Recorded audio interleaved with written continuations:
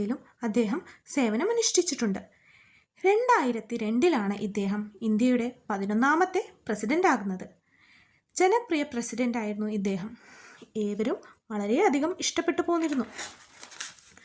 ലളിതമായ ജീവിത രീതിയും കഠിനാധ്വാനവും ജീവിത ചിട്ടയുടെ പേരിലും കുട്ടികളോടുള്ള ഇദ്ദേഹത്തിൻ്റെ സ്നേഹത്തിൻ്റെ പേരിലും ഇദ്ദേഹം അറിയപ്പെടുന്നു. ഇത് ഇദ്ദേഹത്തെ മറ്റുള്ളവരിൽ നിന്നും വ്യത്യസ്തനാക്കുകയും ചെയ്യുന്നു. യുവതലമുറയ്ക്ക് ഇന്ത്യയുടെ ഭാവിയെ തന്നെ മാറ്റിമറിക്കാൻ സാധിക്കുമെന്ന് ഇദ്ദേഹം അടിയുറച്ച് വിശ്വസിച്ചു. Wings of fire, India 2020, the life tree, ignited mind, my journey, you are born to blossom ഇവയെല്ലാം ഇദ്ദേഹത്തിൻ്റെ പ്രധാനപ്പെട്ട പുസ്തകങ്ങളാണ്.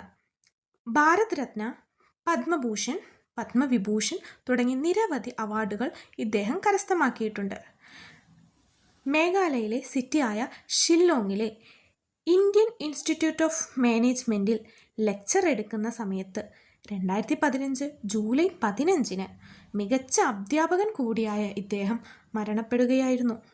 മരണപ്പെടുന്ന സമയത്ത് അദ്ദേഹത്തിൻ്റെ പ്രായം 84 വയസ്സായിരുന്നു.